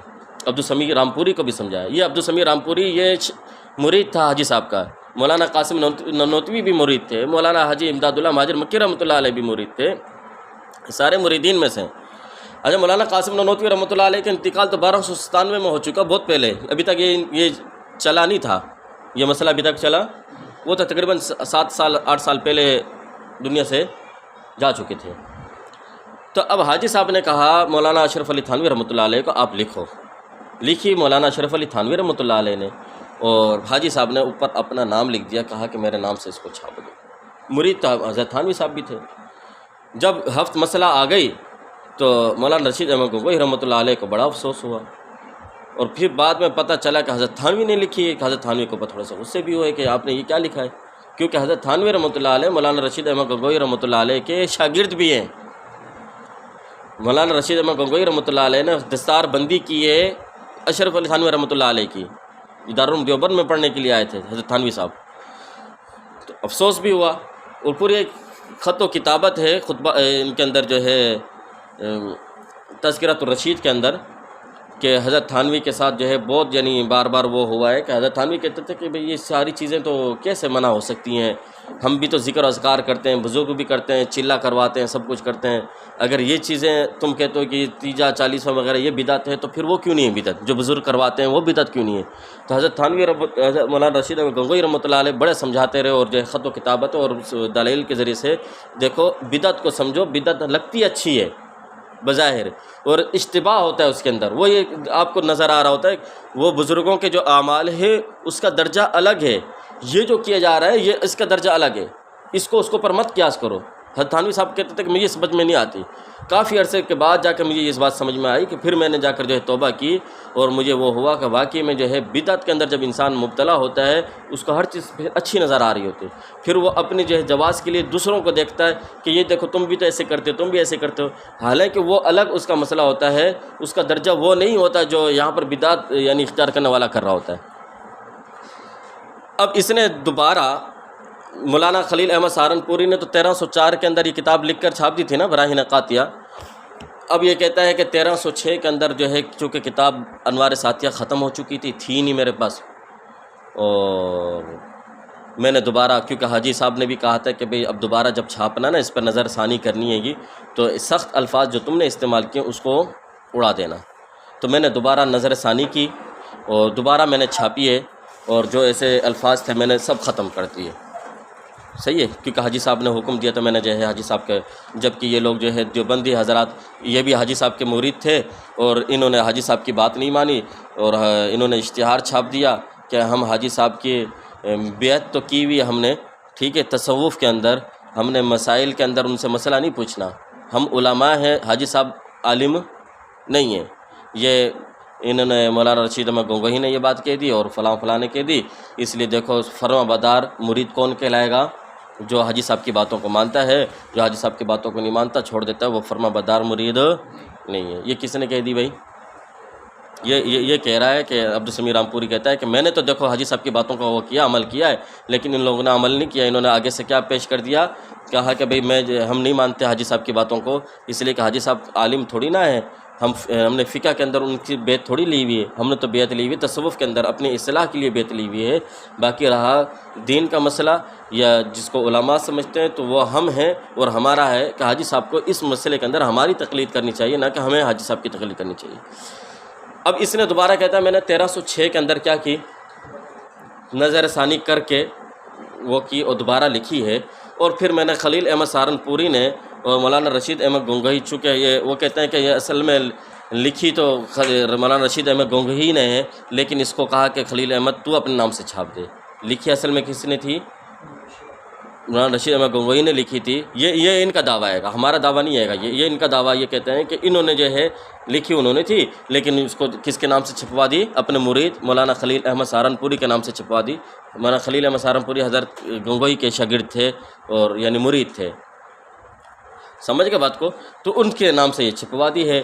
اب ہم نے دوبارہ اس کو وہ کیا، تو اب اس کے اندر جو غلطیاں تھیں براہین قاطعہ کے اندر، جو غلطیاں انہوں نے کی ہیں یا جو باتیں کی ہیں، ہم نے اس کا بھی رد لکھا ہے اس کے اندر. عبدالسمیع رامپوری کہتا ہے جب دوسری مرتبہ میں نے اس کی نظر ثانی جب کی ہے تو کچھ باتیں اب میں نے مزید حوالے کے ساتھ ذکر کر دیں جو اس پہلی والی جلد کے اندر میں نے نہیں ذکر کی تھی، جس کا رد براہین قاطعہ والے نے کر دیا تھا. اب میرا جو ہے اس کے اندر دوبارہ میں اپنی بات سمجھاؤں گا بھی صحیح اور مزید دلائل بھی دوں گا، اور ساتھ میں یہ بھی بتاؤں گا براہین قاطعہ والے سے کہاں کا غلطی بھی ہوئی ہے، اور ساتھ میں یہ بھی بتاؤں گا میں آپ کو کہ براہین قاطعہ کا اس میں کچھ جگہ پر آپ کو رد بھی نظر آئے گا. ٹھیک ہے بھائی؟ اب یہ آپ کے سامنے جو کتاب ہے انوار ساتھیہ، یہ نظر ثانی والی کتاب ہے، وہ پہلی والی کتاب نہیں ہے آپ کے پاس. یہ کون سی کتاب ہے؟ نظر ثانی والی کتاب ہے. یہ پہلی والی کتاب اگر آپ دیکھنا چاہتے ہو انوار ساتھیہ، وہ اس کے اندر موجود ہے. حضرت نے مولانا خلیل احمد سہارنپوری رحمۃ اللہ علیہ نے انوار ساتھیہ جو اصل ہے اس کی عبارت کو نقل کرتے ہیں، یعنی عبدالسمیع کی بات کو نقل کرتے ہیں. یہ جو ہے اس طریقے سے بند کر دیا اس کو، پھر نیچے لکھتے ہیں اقول. اب میں اس بات پر تبصرہ کروں گا کیونکہ اس نے بھی عبدالسمیع رامپوری نے ایسے ہی کیا تھا کہ وہ جو اشتہار چھپا تھا نا، اشتہار کہتا ہوں وہ فتویٰ 24 صفحوں کا فتویٰ انکاری، جس کو اس کی یہ ایک عبارت لیتا ہے پھر اس کا رد کرنا شروع کر دیتا ہے، پھر ایک عبارت لیتا ہے پھر اس بات کا رد کرنا شروع کر دیتا ہے. اس نے اس طریقے سے انوار ساتھیہ لکھی تھی. اس فتوے کو سامنے رکھا کہ دیکھو اس میں یہ بات ہے، یہ ہے، یہ ہے، یہ ہے، یہ تو بزرگوں سے ثابت ہے، یہ کر کے اس نے اس طریقے سے کتاب کو پورا کیا. تو مولانا خلیل احمد سہارنپوری رحمۃ اللہ علیہ نے بھی بالکل وہی طریقہ اختیار کیا کہ عبدالسمیع رامپوری کی عبارت نقل کی جو اس نے تبصرہ کیا ہوا تھا، پھر نیچے حضرت نے اس کا رد کر دیا کہ دیکھو تو نے یہاں پر یہ غلطی کی ہے، تو نے یہاں یہ باتیں کی ہیں. سمجھ رہے ہو بات کو؟ اب یہ انوار ساتھیہ یہ والی جو آپ کو ملے گی یہ ہے اصل جو پہلی مرتبہ لکھی گئی تھی. اگر آج خریدنے جاؤ گے یہ آپ کو دوسری والی ملے گی، نظر ثانی والی ملے گی آپ کو، یہ پہلی والی نہیں ملے گی. سمجھ رہے بات کو؟ جی دونوں میں یہ فرق ہوگا. آپ اچھا، اب مزے کی بات یہ ہے احمد رضا خان نے حسام الحرمین کے اندر ہمارے 4 بزرگوں پر کفر کے فتوے لگائے. نمبر 1 مولانا قاسم نانوتوی رحمۃ اللہ علیہ، ان کے اوپر کفر کا فتویٰ لگایا اور الزام کیا لگایا کہ یہ ختم نبوت زمانی کے انکاری ہیں، منکر ہیں، لہٰذا یہ نبی پاک صلی اللہ علیہ وسلم کے بعد بھی نبی کا آنے کے جواز کے قائل ہیں، تو یہ کیا ہے؟ کافر. ایک میں نے آپ کو اس وقت بھی بتایا تھا، وہ سوال گزر چکا ہے، 17واں سوال تھا وہ گزر چکا ہے. میں نے آپ کو پہلے بھی بتایا تھا مولانا قاسم نانوتوی رحمۃ اللہ علیہ نے ختم نبوت زمانی کا انکار نہیں کیا. اور پھر یہ بھی میں نے آپ کو بتائی تھی تحذیر الناس لکھی گئی تھی کس سن کے اندر؟ 1290 کے اندر، 1290 کے اندر تحذیر الناس لکھی گئی. اور احمد رضا خان نے سب سے پہلے جو فتویٰ المعتمد المستند کے اندر جو اس نے کفر کے فتوے لگائے وہ لگائے ہیں 1320 کے اندر. اور حسام الحرمین تو جب وہاں لے کے گیا 1324 کے اندر لے کے گیا ہے. یعنی تحذیر الناس کے لکھے جانے کے کتنے سال کے بعد اس نے کفر کا فتویٰ لگایا؟ پہلی مرتبہ اس نے اپنے پاس اپنے گھر میں بیٹھے بیٹھے وہاں پر جو ہے اس نے لکھ کر رکھ دیا، حاشیے میں لکھا ہوا تھا اس میں. وہ 30 سال کے بعد اس کو کفر نظر آیا. کتنے سال کے بعد؟ 30 سال کے بعد، اور پھر جب وہاں پر جاتا ہے حرمین جاتا ہے تو پھر 4 سال کے بعد جاتا ہے، یعنی 34 سال کے بعد اس کو اب دوبارہ کفر نظر آ رہا ہے مولانا قاسم نانوتوی رحمۃ اللہ علیہ کی عبارت کے اوپر۔ اور یہ بھی بات میں پہلے بتا چکا ہوں کہ اس دورانیہ کے اندر اس کو پہلے کفر نظر نہیں آ رہا تھا، یا اس نے کبھی پہلے اچھل کر یہ باتیں نہیں کی تھیں۔ یہ کیا وجہ تھی 1320 کے اندر اس کو جو ہے کیڑا کاٹا اس نے 1320 کے اندر، کیسے کفر 30 سال کے بعد تذیر الناس کی، ایک مصنف بھی نہیں ہے اس کو پر الزام لگا رہا ہے۔ نمبر 2، 1290 کے اندر کتاب لکھی جاتی ہے، 1297 میں مولانا قاسم نانوتوی رحمۃ اللہ علیہ کا انتقال ہو رہا ہے۔ مصنف خود کتنے سال زندہ رہا کتاب کے لکھنے کے بعد؟ 7 سال۔ اس کا باپ بھی زندہ رہا ہے 7 سال، اس کا بھی انتقال 1297 میں، نقی علی خان۔ باپ بیٹا دونوں زندہ ہیں، مصنف بھی زندہ ہے، 1290 میں کتاب چھپی ہے۔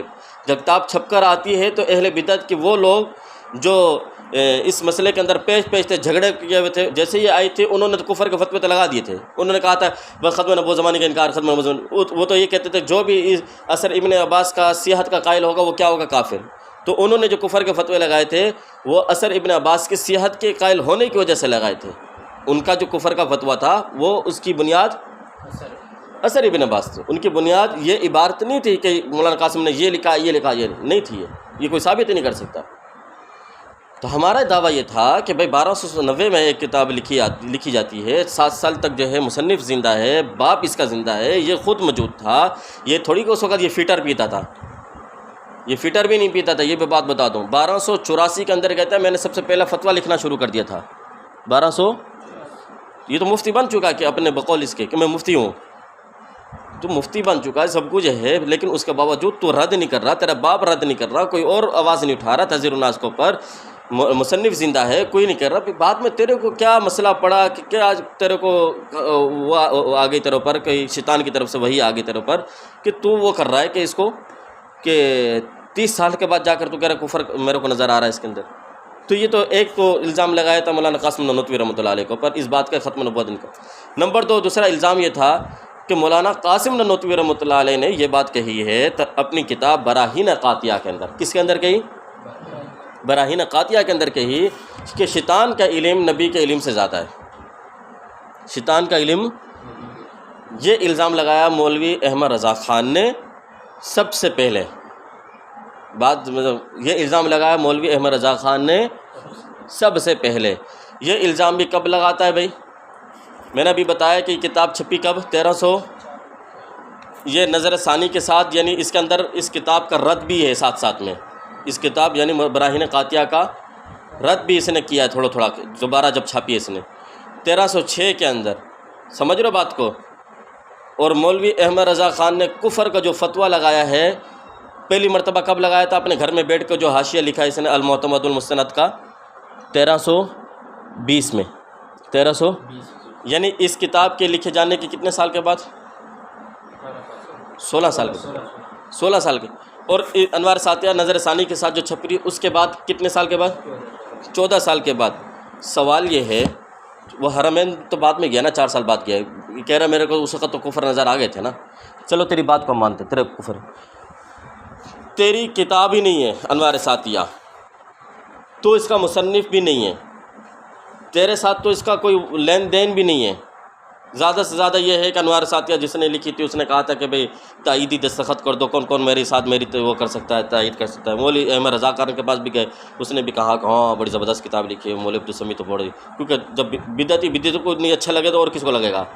اس نے تقریر لکھی کہ یہ تو بہت بڑا عالم ہے، یہ ہے وہ ہے کر کے اس نے ایک تقریر لکھی تھی۔ بات یہ ہے کہ نظر ثانی کے بعد جب یہ کتاب چھپ رہی ہے، مولوی عبدالسمیع رامپوری کو وہ کفر نظر نہیں آ رہا براہین قاطعہ کے اندر جو احمد رضا خان کو 16 سال یا 14 سال کے بعد نظر آ رہا ہے۔ اس کی وجہ کیا ہے؟ سوال بنتا ہے نہیں بنتا ہے؟ براہین قاطعہ 1304 میں لکھ کر آئی، نظر ثانی کے ساتھ اس کا رد چھپ رہا، براہین قاطعہ کا اس میں رد ہے، آپ یہ پڑھو دیکھو نا، ابھی آپ نے یہی سوال پوچھا تھا نا میرے سے کہ اس میں تو لکھا ہے کہ یہ رد ہے کس کا؟ کیا لکھا ہوا ہے بھائی؟ براہین قاطعہ کے رد میں لکھی جانے والی مدلل اور بے مثال کتاب انوار ساتیہ در بیان مولود فاتحہ مصنفہ حضرت علامہ مولانا عبدالسمیع رامپوری، اور سمجھ رہے ہو انصاری، مکتبہ حمدیہ گنج بخش روڈ لاہور، ناشر اس کا، یہ کہہ رہا ہے کہ یہ کس کے رد میں ہے؟ براہین قاطعہ کے جن عبارتوں پر اس نے اعتراض کیا اور کہا کہ دیکھو میں یہ ثابت کرتا ہوں یہ آپ کی بات صحیح نہیں ہے، یوں ہے، فقہا نے یہ باتیں لکھی، یہ اس عبارت کو جو متنازع فیہا ہے اس عبارت کو اس نے چھیڑا تک نہیں ہے، اس عبارت کو اس نے اعتراض تک نہیں کیا۔ کیوں؟ اس لیے کہ اس کو پتہ تھا کہ اس عبارت کے اندر کوئی خرابی، وہ عبارت جو مولانا خلیل احمد سہارنپوری رحمۃ اللہ علیہ نے لکھی ہے وہ اپنا عقیدہ نہیں بیان کر رہے، وہ تو بلکہ میرا رد کر رہے ہیں۔ براہین قاطعہ میں رد ہے کس کا؟ عبدالسمیع رامپوری کی کتاب انوار ساتیہ کا رد تھا، اور پہلی والی انوار ساتیہ اس کا رد تھا۔ اس کو پتہ ہے یہ تو میرا رد کر رہے ہیں، میں اس کو کیسے کہوں گا یہ تمہارا عقیدہ ہے؟ اگر میں ایسے کہوں گا تو خود میں پھنس جاؤں گا، میری پوری دوبارہ نظر ثانی والی کتاب جو ہے وہ پانی میں مٹی میں مل جائے گی کہ یار یہ کیا ہو گیا، میرے کو پکڑ لیں گے۔ اس سے پتہ چلا کہ خود عبدالسمیع رامپوری جس کی کتاب کا رد تھا براہین قاطعہ، دوبارہ اس نے جب براہین قاطعہ کا رد کرتے ہوئے لکھی کتاب، اس کو یہ کفر نظر ہوتا تو نظر آتا تھا ہی نہیں، کہاں سے نظر آئے گا؟ بس سمجھ رہے بات کو؟ کفر ہوتا تو نظر آتا، اس کو نظر نہیں آیا۔ جس کی کتاب جو رد کر رہا ہے، جو لکھ رہا ہے، اس کو نظر نہیں آیا، تو یہ 16 سال کے بعد احمد رضا خان کو کفر کہاں سے نظر آتا ہے؟ یہ کون سے چشمہ پہن کے بیٹھا ہوا تھا جو اس کو کفر نظر آتے تھے ساری چیزوں میں؟ یہ پہلا شخص ہے جس نے جو ہے اہل سنت کے اندر یوں کہہ لو کہ مسلمانوں کے اندر تفریق ڈالی ہے، یہی احمد رضا خان ہے۔ یہ لوگ کیا کہتے ہیں کہ بھئی دیوبندی اور بریلوی مسلک کیوں جدا جدا ہو گئے؟ کہتا ہے یہ اصل میں اس کتابوں کی وجہ سے ہو گئے۔ یہ 2 کتابیں جو ہیں نا آپ کے سامنے، انوار ساتیہ آ گئی تھی، مولانا رشید احمد گنگوہی اور مولانا خلیل احمد سہارنپوری نے لکھ دی، پھر 2 آپس میں جو ہے 2 الگ گروپ ہو گئے، 2 گروپ ہو گئے، تو بس یہ دیوبندی ہو گیا، یہ بریلوی ہو گیا۔ یہ کہاں سے بریلوی ہو گیا؟ عبدالسمیع رامپوری کو کب سے تم نے وہ کیا الگ اس کا مسلک لے کے گھومے؟ تمہارے مسلک کی بنیاد ہی احمد رضا خان ہے، تم تو عبدالسمیع کو بنیاد ہی نہیں بناتے۔ بزرگوں میں سے مانتے ہیں کہ ہمارا بڑا بزرگ ہے، یہ ہے وہ، لیکن مسلک کی بنیاد جہاں سے ہم یہی کہتے ہیں کہ احمد رضا خان ہے شیطان کی جڑ، عبدالسمیع کو نہیں پکڑو تم۔ کہتے ہیں کہ حاجی صاحب کے دونوں مرید تھے، رشید احمد گنگوہی بھی تھے اور جو ہے عبدالسمیع رامپوری بھی، دونوں شاگرد مرید تھے، چلا ہوا آ رہا تھا سلسلہ، ان لوگوں نے آپس میں پھٹا کر دیا تو بس یہ، اور عبدالسمیع رامپوری نے کوئی غلط باتیں تھوڑی نہ کی تھی، یہ وہ ساری وہی باتیں جو حاجی صاحب بھی خود کرتے تھے، حاجی صاحب بھی میلاد مناتے تھے، حاجی صاحب بھی اس طرح کرتے تھے، حاجی صاحب بھی یہ کرتے تھے۔ سمجھ رہے بات کو؟ میں نے کہا کہ حاجی صاحب تو 30 سال پہلے ہندوستان کو چھوڑ کے جا چکے تھے، ان کو اب پتہ نہیں تھا کہ ہندوستان کے اندر کون کون سی خرافات آ چکی ہیں، کون کون سے جو ہے مسائل یہاں پر جو ہے پھیل چکے ہیں۔ ایک آدمی بیٹھا مکے کے اندر اور آپ جو ہے اس کو کہہ رہے ہو کہ بھائی بتاؤ میلاد جو ہم میلاد کرتے ہیں جائز ہے یا نہیں؟ وہ کہتے ہیں بالکل جائز ہے یار۔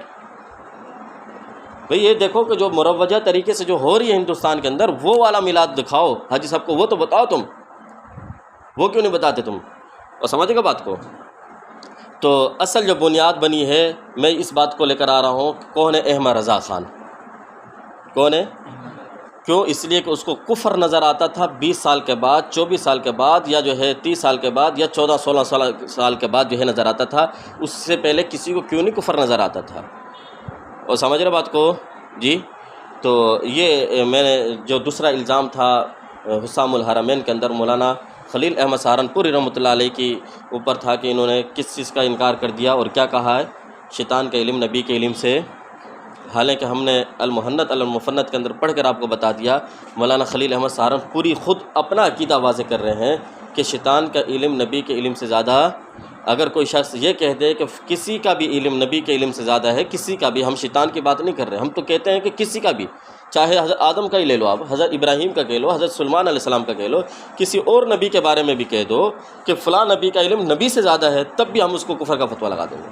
آپ تو کہتے ہو کہ شیطان کو تو چھوڑو آپ، میں نے بتایا کہ شیطان کرتے کیوں ہیں، شیطان کو کیوں لے کر آتے ہیں؟ اس لیے کہ اصل میں یہ شیطان کو سب سے افضل مانتے ہیں، یہ چاہتے یہ ہے کہ شیطان کے اندر جو صفات ہیں نبی کے اندر بھی وہ ساری صفات موجود ہوں، ہوں۔ شیطان کے لیے کہتے ہیں کہ شیطان جھوٹ نہیں بولتا، جبکہ یہ قرآن کے بالکل نص کے خلاف ہے۔ نص کہتی ہے کہ شیطان نے جھوٹ بولا ہے۔ یہ کہتے ہیں کہ شیطان موحد ہے، شیطان پکا موحد ہے، وہ مشرک نہیں ہے۔ سمجھ رہے بات کو؟ یہ کہتے ہیں کہ شیطان کو علم غیب حاصل ہے۔ یہ کہتے ہیں شیطان وجہ کائنات ہے، نبی، ولی، بزرگ، جنت، دوزخ، یہ ساری چیزیں اگر ہیں تو شیطان کی وجہ سے ہیں۔ شیطان نہ ہوتا تو یہ ساری چیزیں بیکار کے لفظ استعمال کیے ہیں۔ یہ نبی بیکار ہوتا، نعوذ باللہ من ذالک۔ نبی کیا ہوتا؟ ولی بیکار ہوتا شیطان کے بغیر۔ تو یہ کس کے لیے یہ کیا کہہ رہا ہے؟ یہ شیطان کی تعریف کی جا رہی ہے، جو ہے نبیوں کی تعریف کی جا رہی ہے۔ تو شیطان کو اتنا بڑھایا انہوں نے۔ پھر انہوں نے یہ کہہ دیا کہ شیطان کا علم کتنا ہے، کہ اللہ نے شیطان کو اتنا وسیع علم عطا کیا اور قدرت عطا کی ہے کہ وہ سارے بہکانے کے طریقے جانتا ہے۔ سمجھ رہے بات کو؟ پتہ چلا شیطان کو بھی علم غیب ہے، پتہ چلا شیطان کو بھی۔ جبکہ نبی پاک صلی اللہ علیہ وسلم کے بارے میں، علم کے بارے میں جب گفتگو کی تو مولوی احمد رضا خان خالص الاعتقاد کے اندر کیا لکھتا ہے؟ ہم نبی کے لیے بھی بعض علم غیب مانتے ہیں، وہ بھی عطائے الہی سے، نہ کہ جمیع۔ نبی کے لیے بعض علم غیب مانتے ہیں، وہ بھی عطائے الہی سے، نہ کہ۔ اب بتاؤ کس نے شیطان کے علم کو نبی کے علم سے زیادہ مانا؟ سمجھ رہے بات کو؟ اور مولوی احمد رضا خان نے ملفوظات کے اندر یہ بات لکھی ہے کہ شیطان کا علم نبی سے، الفاظ کیسے ہیں، اوسع تر، اس طرح کے لفظ ہیں کہ شیطان کا علم نبی کے علم سے زیادہ وسیع تر، ہاں زیادہ وسیع تر نہیں ہے، زیادہ نہیں، شیطان کا علم نبی سے وسیع تر نہیں ہے، وسیع تر یعنی زیادہ وسیع نہیں ہے، تھوڑا سا تو ہے نا، وسیع تر نہیں ہے، زیادہ وسیع ہے لیکن تھوڑا ہے۔ سمجھ گئے بات ہو؟ وسیع تر نہیں ہے مطلب زیادہ وسیع نہیں ہے، تھوڑا سا ہے۔ تو شیطان کا علم نبی کے علم سے زیادہ کس نے مانا ہے بھائی؟ احمد رضا مان رہا ہے، جو تمہارے مسلک کا بانی ہے، مفتی احمد یار خان گجراتی حکیم الامت تمہارے مسلک کا، وہ مان رہا ہے کہ شیطان کو اتنا وسیع علم دیا، اتنا وسیع علم دیا۔ تو تم شیطان کے کیوں لے کر چلتے ہو؟ شیطان کے بارے میں اتنی زیادہ کیوں وہ کرتے ہو کہ شیطان کو یہ چیز بھی معلوم ہے، یہ چیز بھی معلوم ہے، شیطان موحد بھی ہے، شیطان جھوٹ بھی نہیں بولتا، شیطان یہ بھی کرتا ہے، شیطان یہ بھی کرتا ہے، ساری چیزیں تم شیطان کے لیے، وکالت تمہاری شیطان کے لیے، اتنا تم نبی پر درود نہیں پڑھ رہے جتنا تم شیطان کی وکالت کر رہے ہو۔ اور سمجھ رہے بات کو؟ یہ سارے کام کون کرتے ہیں؟ بریلوی کرتے ہیں۔ اصل چور ان کے دل کے اندر ہے، اور الزام کس کو دیتے ہیں؟ علماء دیوبند کو بدنام کرنے کے لیے، کہ یہ شیطان کے بارے میں کہتے ہیں کہ شیطان کا علم نبی کے علم سے زیادہ ہے۔ انشاءاللہ کل ہم انوار، یہ میں نے ابھی تھوڑا سا آپ کو ذہن وہ کرنے کے لیے کہ انوار ساتیہ کیوں لکھی ہے، وہ ایک فتوے کا جواب ہے، اور پھر اس کے بعد جو ہے براہین قاطعہ اس کا جواب تھی، اور وہ براہین قاطعہ جو انوار ساتیہ جس کا اس نے رد کیا ہے وہ یہ ہے، یہ دیکھو یہ انوار ساتیہ ہے، پھر اس کے بعد جو ہے حضرت اس کا یہ جواب دے دیا، پھر دوبارہ یہ دیکھو بریکٹ کے اندر یہ بند آ گئی عبارت، یہ انوار ساتیہ، پھر اس کے نیچے جواب آئے گا۔ تو یہ تھی اصل میں انوار ساتیہ، جس کا رد مولانا خلیل احمد سہارنپوری رحمۃ اللہ علیہ نے کیا ہے۔ پھر اس کا بعد میں رد کیا دوبارہ نظر ثانی کے ساتھ، کس نے؟ انوار ساتیہ والے نے، خود مصنف نے کیا ہے۔ میں نے آپ کو بتایا ہے کہ جن جن باتوں کے اندر اس نے رد کیا ہے، اس کو وہ عبارت تو نظر نہیں آئی جس عبارت کو پر آج تک بریلوی کفر کا فتویٰ لگا رہے ہیں۔ جب خود مصنف کو نظر نہیں آ رہی، 14 سال 16 سال کے بعد احمد رضا خان کو کیسے نظر آ رہی تھی؟ پتہ چلا اس کو ایک مشن جو اس کے سپرد کیا گیا تھا کہ مسلمانوں کے اندر تفرقہ ڈالنی ہے، مسلمانوں کے اندر کفر کے فتوے تم نے ایسے پھیلانے ہیں تاکہ یہ شیرازہ ان کا بکھر جائے، یہ آپس میں جو ان کے اتحاد اور قوت اور طاقت ہے یہ ختم ہو جائے، یہ کمزور ہوں گے تو ہمارا مشن مسلمانوں پر حکومت قائم کرنے کا یہ باقی رہے گا۔ یہ مولوی احمد رضا خان انگریز کے حکم پر، اس کے اشاروں پر، اس کے پیسوں پر چل رہا تھا جو اس نے یہ کام کیے ہیں۔ 2 عبارتوں کے اندر میں نے ثابت کیا ہے کہ مولوی احمد رضا خان کو کفر 30 سال کے بعد 16 سال کے بعد نظر آتا ہے، اس کی وجہ کیا ہے؟ سمجھ رہے بات کو؟ اس کے ساتھ تو کوئی مسئلہ ہی نہیں تھا نا، یہ احمد رضا کی کتاب ہوتی تو پھر تو کہتا کہ میرے کیسے ہوئے، اور جب اس کی کتاب کا جواب ہوتا ہے پھر یہ طریقہ کیا اختیار کرتا ہے؟ آپ کوئی سی بھی کتاب اٹھا لو، پھر یہ گالیاں کے جو انبار لگاتا ہے احمد رضا خان اور اس کا بیٹا، ایسی فوش گالیاں بکتا ہے کہ آپ کانوں کو ہاتھ لگاؤ گے۔ بکے گا کیوں نہیں؟ یہ اکابر کو کیوں نہیں بکے گا گالی؟ جس نے رب کو نہیں چھوڑا، جس نے اللہ کو گالیاں بکی ہوں، تو یہ کیسے جو ہے انسانوں کو چھوڑ سکتا ہے، کہ اہل حق کو چھوڑ سکتا ہے، کہ ان کو گالیاں کیسے نہیں دیں؟ اللہ کے بارے میں جب اس نے کہہ دیا نعوذ باللہ من ذالک کہ وہابیوں کا خدا یہ بھی کر سکتا ہے، یہ بھی کر سکتا ہے، فائل بھی بن سکتا ہے، مفعول بھی بن سکتا ہے، ناچ بھی سکتا ہے، یہ بھی کر سکتا ہے۔ دنیا کے اندر میں سمجھتا ہوں کسی بھی انسان کو کھڑے ہو کر پوچھ لے تیرا خدا کون ہے، وہ بتائے گا اللہ۔ تیرا خدا کون ہے، وہ بھی کہے گا میرا اللہ ہے۔ اور مشرکین کے بارے میں اللہ تعالیٰ نے بار بار کہا ہے قرآن کے اندر، مکہ کے مشرکین کے، ان سے اگر پوچھ لے تمہیں کس نے پیدا کیا ہے، تو کہیں گے اللہ نے پیدا کیا ہے۔ زمین آسمان کو کس نے پیدا کیا ہے، تو کہیں گے اللہ نے پیدا کیا ہے۔ تو یہ بھی اللہ کو مانتے ہیں۔ تو یہ کہہ دینا کہ وہابیوں کا خدا، جس کو ہم خدا مانتے ہیں، تو ہمارے خدا یعنی اللہ کے بارے میں تو جب گالیاں بک رہا ہے، تو عام انسان کو چھوڑ سکتا ہے؟ وہ سمجھ رہے بات کو؟ ہمارا عقیدہ اگر کسی کتاب میں موجود ہوتا تو کہتا نا دیکھو تم نے یہ باتیں لکھی ہیں، ہم نے لکھی ہی نہیں ہے، تو گالیاں بک رہا ہے اور تو کہہ رہا ہے کہ ان کا خدا یہ بھی کر سکتا ہے، وہ بھی کر سکتا ہے، وہ بھی کر سکتا ہے۔ اور پھر ان کی دوسری ایک کتاب ہے، اس کے اندر یہ بات لکھی، جب انسان کسی کے بارے میں اپنی بھڑاس نکالنا چاہتا ہو تو پھر وہ جو ہے یہ بھی چاہتا ہے کہ میرا نام نہ آئے، تو کسی اور کا نام استعمال کرتا ہے بھڑاس نکالنے کے لیے۔ یار وہ تیرے کو جو ہے نا مشتاق جو ہے تیرے کو کہتا ہے یہ بہت گدھا ہے گا، یہ پاگل کا بچہ ہے گا، یہ فلاں یہ فلاں فلاں، گالیاں اس کو بکتا ہے تاکہ یہ اپنی دل کی بھڑاس نکل رہا ہے، میں اپنی گالیاں بکنا چاہتا، نام کسی اور کا استعمال کرتا ہے۔ تو یہ مشتاق نے یہ بات کہی ہے، تو یہ مشتاق نے یہ بات کہی ہے۔ تو اب مشتاق نے کی ہے نہیں کی، وہ تو بات کی بات ہے، بندہ کہے گا یار تو نہیں بکنا میرے کو گالیاں، وہ تو ہم بعد میں پتہ کریں گے کہ مشتاق نے یہ بات کہی ہے یا نہیں کہی۔ تو تیرے کو کس نے کہا کہ تو مجھے گالیاں بک؟ اور سمجھ رہے ہو بات کو؟ تو ہم یہی کہتے ہیں، جب یہ باتیں خود انہوں نے اصول بھی خود متعین کیے ہیں کہ جب انسان کسی کو گالیاں بکنا چاہتا ہے تو پھر وہ کسی اور کا نام لے کر، سہارا لے کر گالیاں بکتا ہے تاکہ مجھے کوئی برا بلا نہ کہے۔